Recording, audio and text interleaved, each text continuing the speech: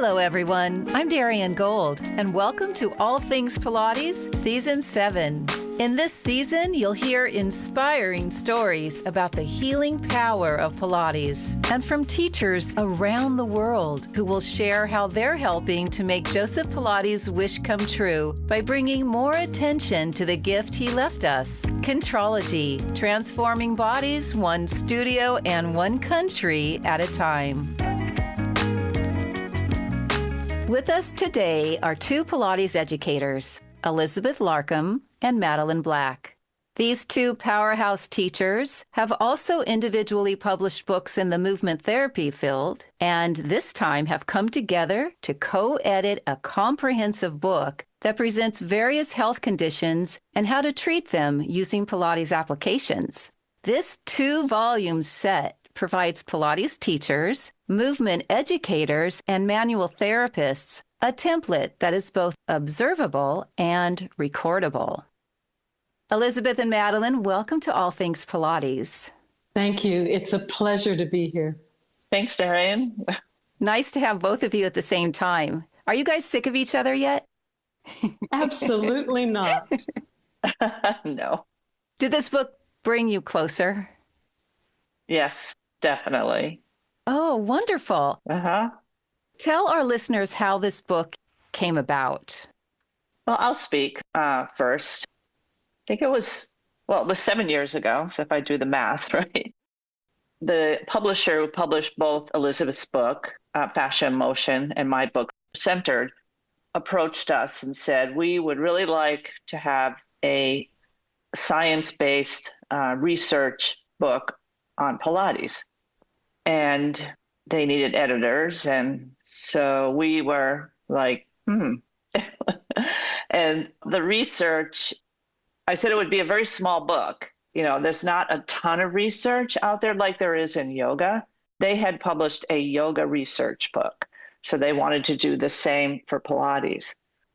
And it took, I don't know, Elizabeth, we used to meet in the airports. We'd be, at the gates and we'd have these meetings. And we kind of went around with different ideas. And then we just came to the idea of let's do case reports. And a case report is a study of one person versus a case study, which is, numbers of people. So that led us down a whole creative path on what that would look like and what were the elements and how we worked together. And we started to brainstorm this book. And of course, as we were working, it started evolving, into... When you were brainstorming, was it just the two of you or with the publisher? Just Elizabeth and I. We met with them, I think, Elizabeth, right, a couple of times and said, hey, how about this idea? But they let you go. Yes. Turned you out and they just trusted your knowledge, et cetera, and creativity. Yes, right? They did. They were very trusting of us. And both Madeline and I were proven products because our books had brisk sales, indicating that Pilates teachers were interested in reading. Whereas Pilates had been through the oral tradition. It's true that Joseph Pilates wrote two small books on his own, but this would have been contributing to the field that Rael Isakowitz had started and Karen Klippinger had started. They were the early authors in the Pilates field. Were they published by your publisher? No. They had their own publishers. Human Kinetics, I believe, is Karen Klippinger's publisher. But Handspring Publishing, with the founders, Serena Wolford and Andrew and Mary Law, they had very good sales in creating books for the fascia research field. And then they wanted to expand from the fascia research field into manual therapy, which they did. And then they were interested in expanding into the yoga world, as Madeline mentioned. So they had books in yoga and they had upcoming some books in somatics. But we were the pioneers for them in books for the Pilates field. And we're really pleased to be the co-mothers, so Love to speak, it. of upcoming books on Pilates for menopause and Pilates for pre and postnatal. And there's also Suzanne Martin's book with Pilates for scoliosis and spine asymmetries. But Madeline, I think I went kind of far afield, so I'll come back to you. So can you describe the process that actually took place after you found your rhythm? Are you still meeting in airports, or at that point you're on Zoom or phones and you had shared documents, I'm assuming? Yeah, we had to be very adaptable, like the human body. And we started before COVID, just before. And we reached out to, I know we're going to talk about this later, but many teachers, to see who would be interested in doing a case report, and did they have a condition that had to be like not one that they were already working on. It had to be a new client with a new condition. So we had all these guidelines, but we were really following what the scientific committee that Sherry Betts headed for, I don't know, Elizabeth, was it 10 years or more? I think you're right. That was the beginning of collecting research on Pilates. But then there's been big changes, within the organization. I'm talking about the PMA. So that got halted. They stopped doing the committee. But prior to that, what the committee did, which was a stellar committee group, they defined what research parameters are to be considered, a true study in the Pilates environment or in the Pilates language and the repertory. So being very clear that it's Pilates, it's not a hybrid something else, including with a little bit of Pilates in there.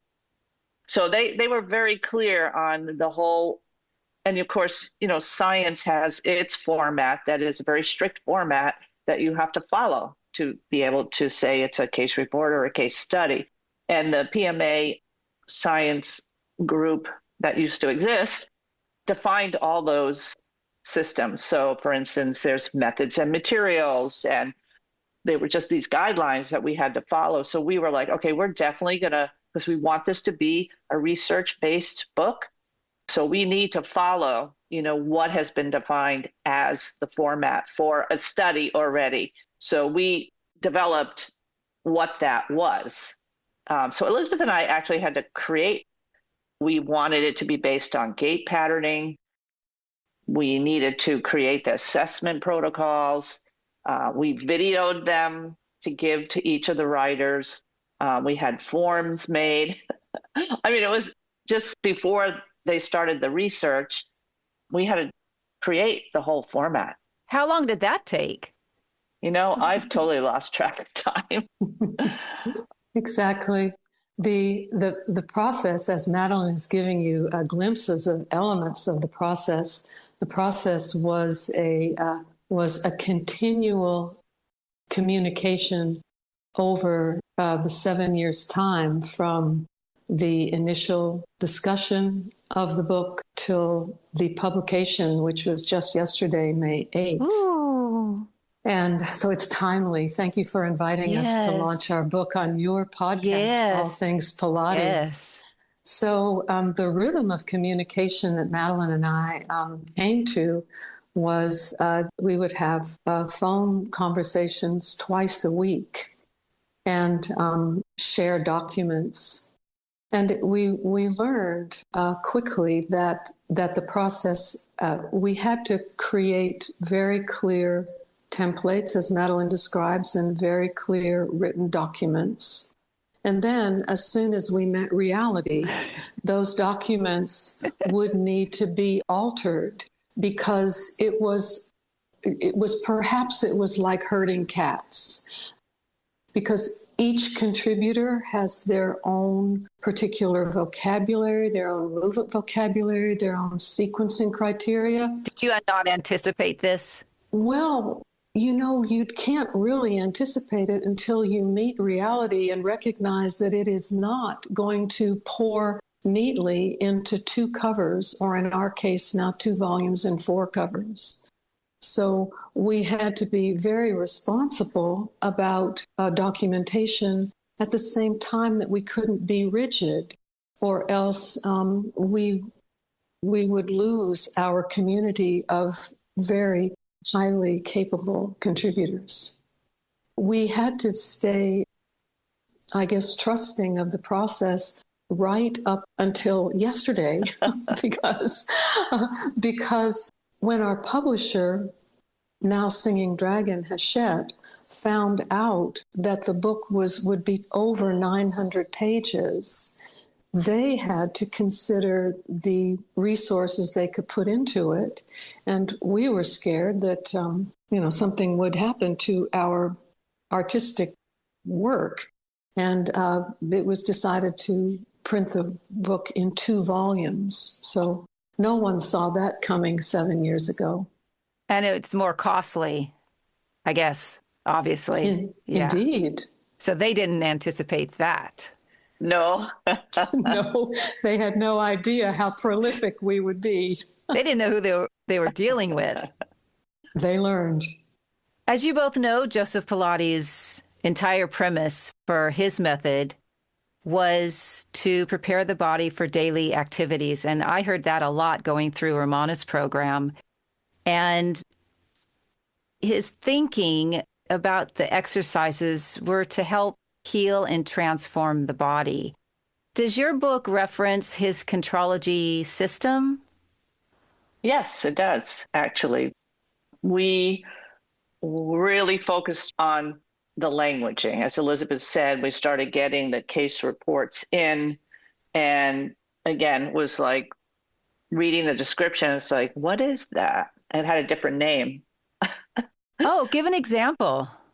What would be an example? Is it like knee stretch or something? Knee stretch series, okay. Yeah. So it's, they write a different title, and I would be reading, and then luckily there was a photo. Sometimes there's not a photo. So, I had to search out and go, wait, that's knee stretch. Okay, I get what they're doing. So that's when we decided we really needed the reference, because this is a reference book. It's a science book. And we needed to be clear which were the Joseph Pilates exercises. So the reference that we used was the National Pilates Certification Study Guide, because they had all the pictures of Joe and the names, and that's the certification that we have. So we use that so we'll identify the name of the exercise, the Joseph H. Pilates knee stretch page, and then we give the page number that's in the guide. Now, if it were an exercise that Romana created that's not in the study guide, not necessarily that we know of as a Joseph Pilates exercise, that, we would then reference her. Oh. So, and then same with Kathy and Corolla and it's whatever the contributor wrote. So we didn't cover every single, next generation person and every single movement that they did. It had to be a reference for the actual case report. So the ones that were written in these case reports was Romana and Kathy Grant, Eve Gentry, and Corolla Trier. So those are the 4 people. So you would see like the exercise rib cage arms. That's a Kathy Grant exercise. And we confirmed it with the people who worked with Kathy. Yeah. And then we decided this was an additional chapter. So we kept coming up with like, oh, we need a whole chapter on this, the vocabulary. So we reached out and interviewed many of the people who worked with Corolla and all of these people. They were very helpful. And then Sarita Allen wrote a tribute to Kathy Grant and we gave her the list of these are the exercises that were referenced in these chapters. So she writes about that. I wrote about Eve Gentry because I worked with her. And I also got a lot of references from Kevin Bowen, who runs the Core Dynamics. And so, we did that. For Corolla, we talked to Roberta Kirschenbaum and Jillian Hessel. And, and then Elizabeth wrote the chapter on that one. So that turned out to be a really cool chapter. I'm really happy about that. Unanticipated. Yeah. So it's also teaching, I was just teaching in Italy, and I was at this studio, and I did like ribcage arms, and I said something about it being a Kathy Grant exercise, and they didn't know who she was.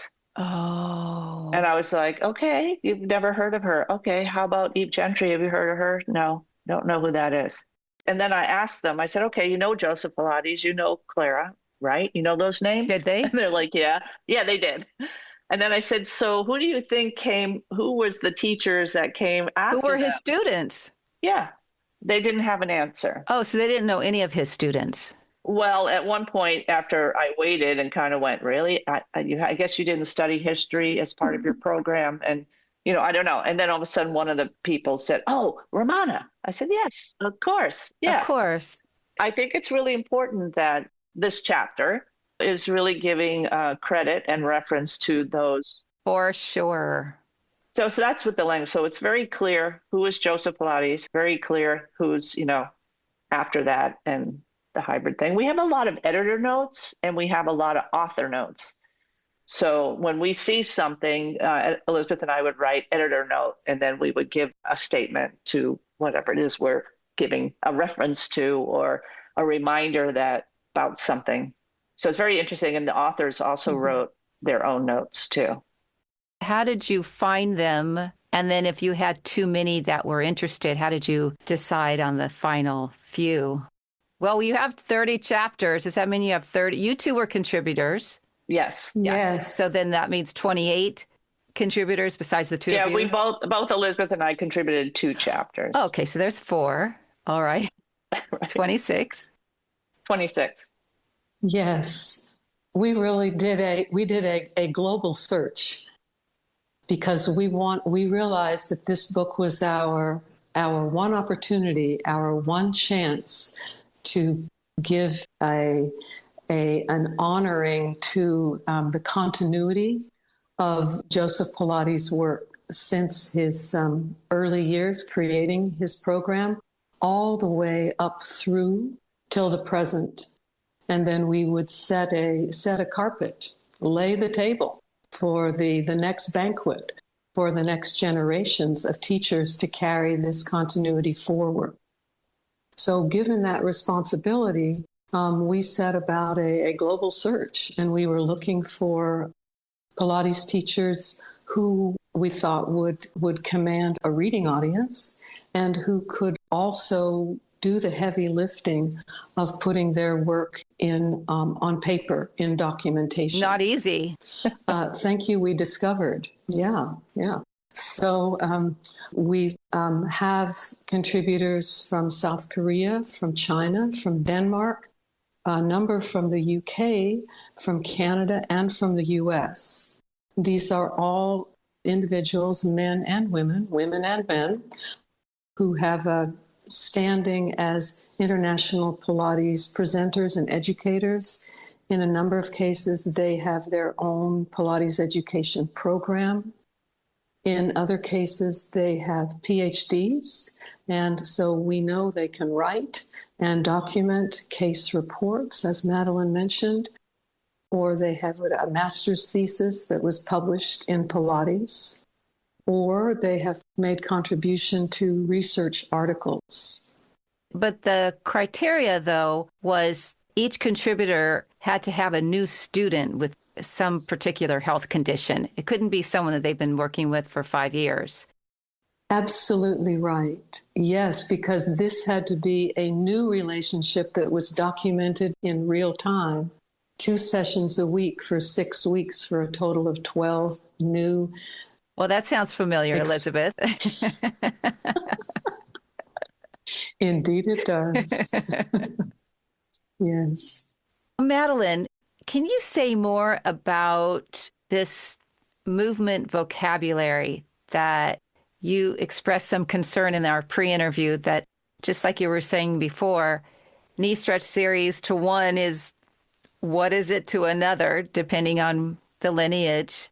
Can you say more about how to get teachers from, I guess, both reference points, classical and contemporary, and then what people might say is archival, to create this vocabulary that everybody can communicate effectively? Can you say more about that piece?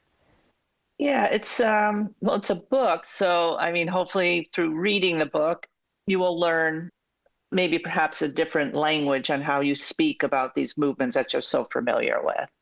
So that's one thing. And both volumes are science-based books, and Elizabeth and I really agreed on bringing the education and the languaging. Like, for instance, people say knee folds, for instance, like Eve Gentry's knee folds. Okay, that's hip flexion.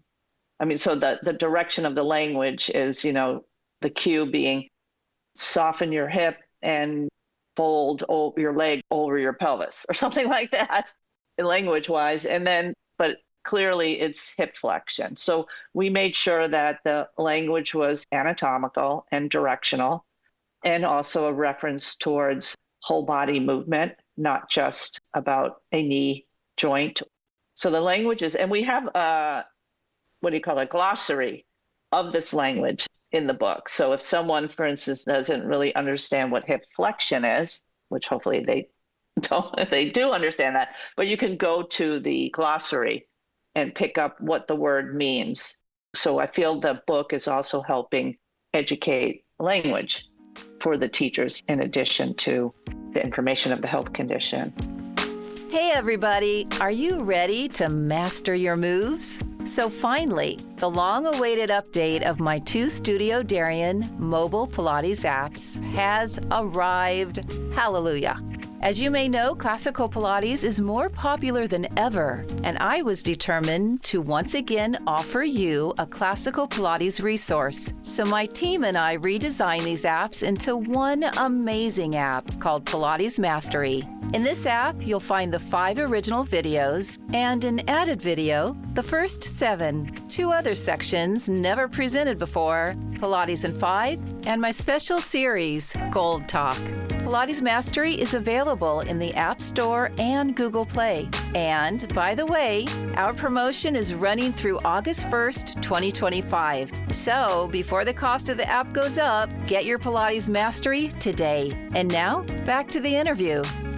This book has 30 chapters. You didn't anticipate 30, did you? Mm-mm. Okay. We didn't. It grew organically, sort of like a vine around a trellis, as Madeline has. You have beautiful descriptors. You always have, Elizabeth.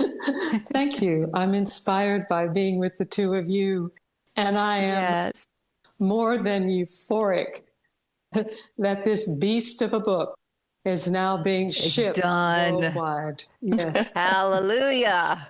We're happy to celebrate it with you. Yes. Yes. So the choice of health conditions initially was inspired by Handspring, our commissioning publisher. Handspring took as a template for our book a yoga research book that they had very good success of sales in the yoga world, in which the application of different yoga teachers would apply their yoga sequences to a variety of commonly concerned health conditions. So that was the initial springboard. And then idealism meets reality. And here we go again. Yes, that's life in the Pilates studio, I think. And so we had to be realistic by which contributor could bring about which health condition, which would be of interest to Pilates teachers that they would meet in their studio clients. So fast forward probably a number of years, and we have the locomotor system conditions, which include scoliosis, kyphosis, lumbar stenosis, sacroiliac joint dysfunction, hip joint dysfunction, knee meniscus, ankle dysfunction, and it goes on into bone health and aging well. And then we have multi-system conditions that include Madeline's case report on... Oh, on MS? No, it's a program, isn't it, Madeline? Sorry. MS, okay. I tripped over my words. Yeah, on multiple sclerosis, yes, Parkinson's, hypermobility, Lyme, stress and anxiety with trauma. It just goes on. That's interesting because we don't get out of here alive, do we? So, uh, any of the conditions that you worked with, anything that surprised you or taught you in another way that you didn't anticipate, or you feel fuller because of this exchange with someone, or that you heard from other contributors that just sort of was maybe mind-blowing, maybe with how effective Pilates applications can be for that condition? I think of Marimba's Gold Watts case report because it was very complicated. It was a long COVID, but also Cushing's disease. And the symptoms of both of those are very similar. And then the teacher, I liked her report because you can see the struggle, the day-to-day struggle, because she has an intention, because that's what's written is they have stated what the intention is, what's the reasoning behind the sequence, related to the person, but also related to gait.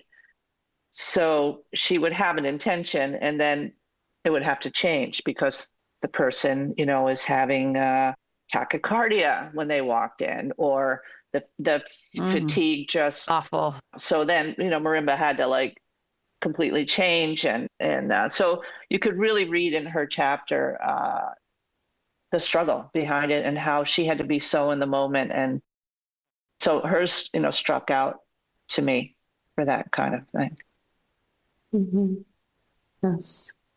I was fascinated to read the spinal cord injury report to appreciate how the Pilates principles applied in the Pilates apparatus environment and to include the Coraline environment could be so effective for a spinal cord injury client. Can you talk about Coraline? Because I think there are people in the Pilates world that don't know what you're talking about. Certainly. Well, we can again relate it to our book as the prolific vine growing around the trellis of Pilates work. It's true that a number of our contributors augment the Pilates apparatus environment of reformer, chair, trapeze table, high barrel, low barrel, etc. They augment what's considered to be the Pilates apparatus environment with additional pieces. For example, a number of our contributors chose to use the Coraline, which would be like 2 tracks. You could imagine a reformer carriage split lengthwise down the middle, and there would be 2 carts, and they could slide independently. So you can have hip flexion and hip extension in a reciprocal fashion rather than the double leg on the foot bar material. So a lot more opportunity for that proprioceptive experience, especially if there's something going on in the brain and having to rewire, right? Something like that.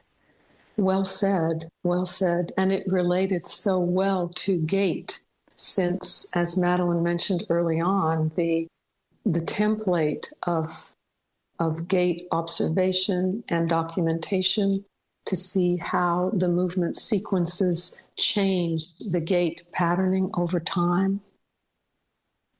All the movements of the program were documented according to their effect on the gait efficiency or not.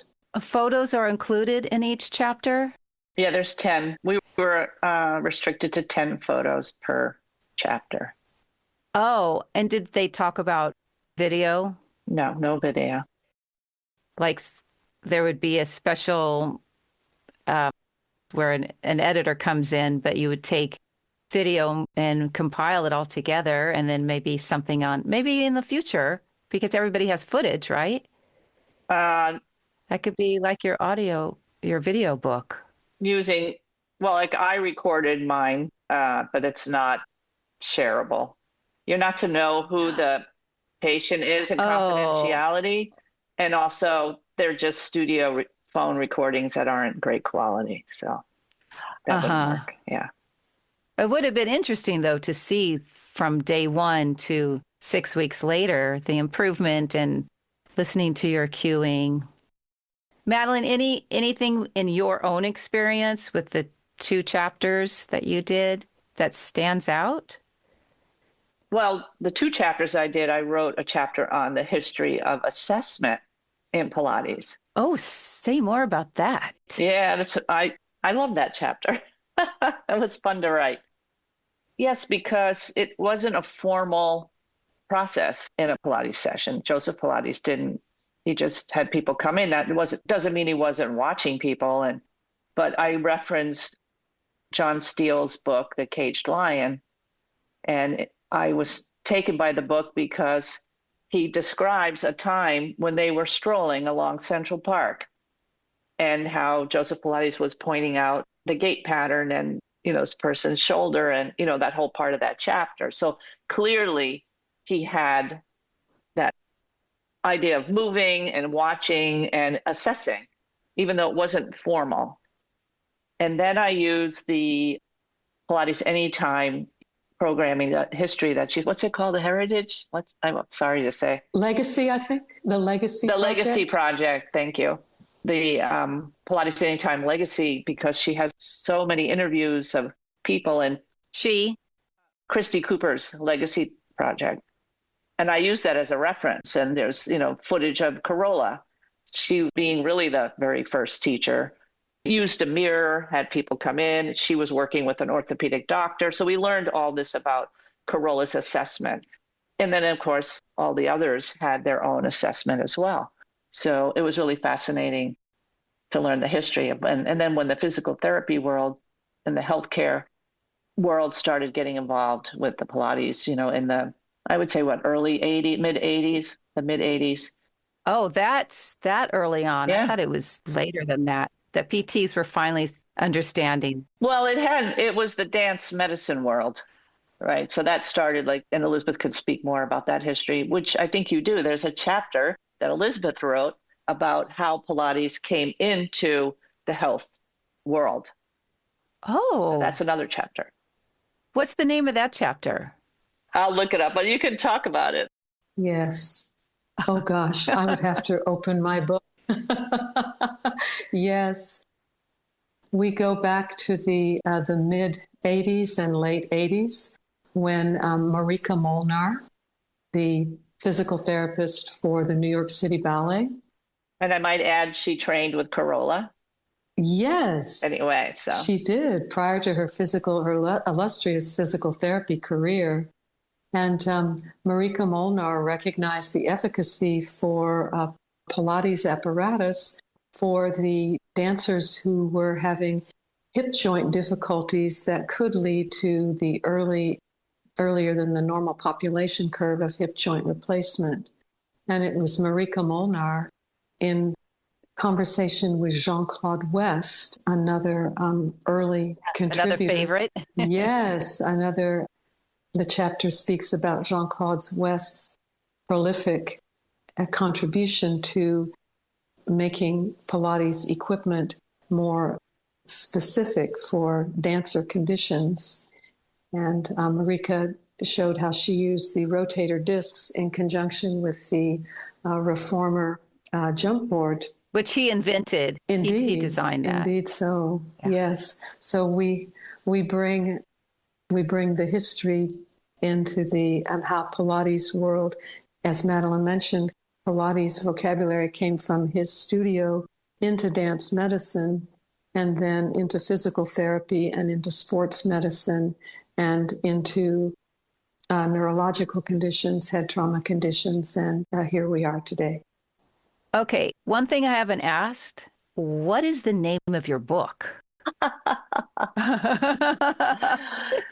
It's Pilates Applications for Health Conditions. Okay, that's not much of a mouthful. That's pretty clear. Yeah, but the subtitle is on volume 1. No, it's multi-system conditions. Okay. So, yeah, I love the subtitles that Elizabeth and I worked really hard to come up with because it's complicated. These are health conditions in this book that are more the neurological, endocrine, trauma, anxiety, COVID, Lyme disease, these kinds of things. versus a hip replacement or knee surgery or ankle. It's a little bit different. Yes. Yes. And the second volume is the locomotor system conditions. The spinal stuff. Well, it's anything, knees, ankles. Okay. Yeah. Spine and joints and how you move through space. Mhm. Yeah.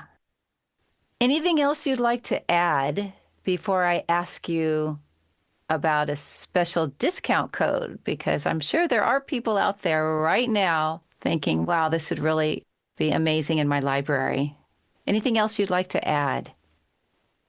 I would like people to really notice the references in each chapter. The references are excellent. It's something in our field I don't see enough of, the references. So I see people write articles, newsletter articles or for some online magazine things about Pilates, and I never see references.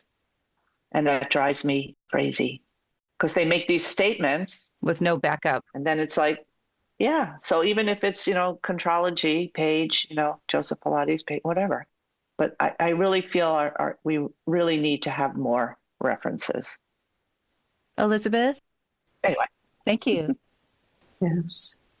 Yes, and I can add that now that Madeline and I have gone through the process of flow into publication for this book, that now I am very excited about the conversations that can ensue when people get this book and they start to engage with Another it. book.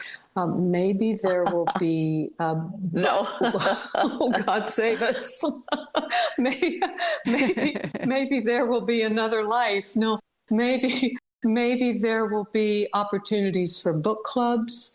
Maybe there'll be opportunities for discussion groups. That's a fabulous idea. Yes, for weekend workshops. Which you will headline. Well, we can do that, but we're happy. Our contributors, there are 28 people in addition to us that are dispersed worldwide, and they are the subject matter experts for their chapters.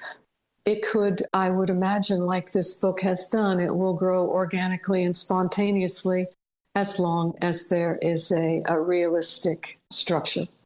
And a desire to learn and to grow as a teacher and educator. Yes. I think it's fantastic ideas. I think that will happen.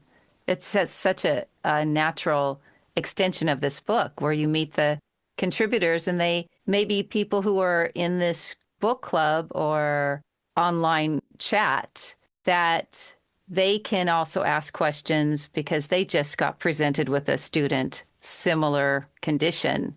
So these contributors now become the experts and helping future teachers deal with all kinds of health conditions that will always be with us, perhaps. But this book will help everyone, I can imagine. And can you tell us about where people get this discount code? Right here from you. Okay. All right. Well, this is the information I have. It will be in the show notes. The discount code is all uppercase PAHC15. So you have to go to checkout. And then when you're checking out, it will say discount code and you have to type it in to get the discount. And the website is?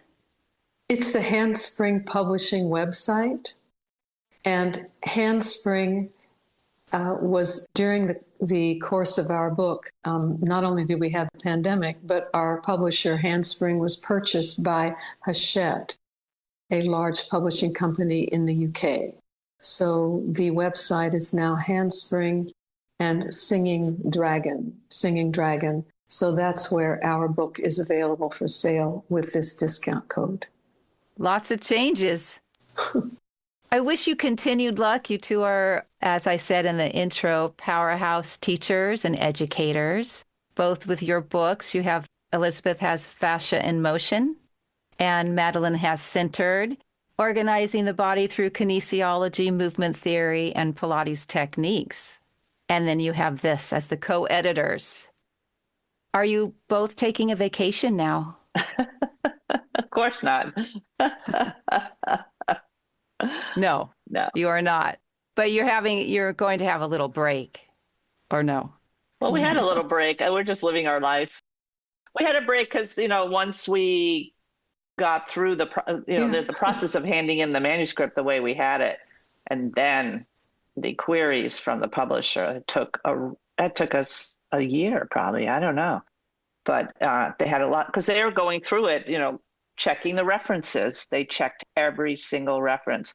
They checked, the format, the spelling. I mean, it was incredible. And then they had a whole questions for each chapter. So it also meant going back to the contributor. I don't know how many times we went back to the contributor because there were questions, or what about this reference? So once all of that was finally complete, then there was this silent period because there's nothing else to do. And then it was like, wait. And then it came out. And then did you get a call or an email? Email. Yeah. And then you celebrated. We're celebrating right now in this very moment with you. Yes, absolutely. Thank you so much for your time. I'm sure we will see each other again. Thank you. I'll look forward. Thank you so much. Thank you for hosting us. Absolutely, my pleasure. All Things Pilates is produced, written, edited, and hosted by me, Darien Gold. Mastered audio mix, Fabian Romero. Original music, a.k.a. Johnny. If you're enjoying this show, we would love for you to leave a review on Apple Podcast so you can let others know what you like or love about All Things Pilates. Also, if you're interested in helping to support this podcast, become a subscriber. It helps with the back-end costs that accrue when producing a show. To learn more about our growing community, check out our show notes. A sacred illness is one that educates us and alters us from the inside out, provides experiences and therefore knowledge that we could not possibly achieve in any other way, and aligns us with a life path that is ultimately of benefit to ourselves and those around us. Dina Metzger.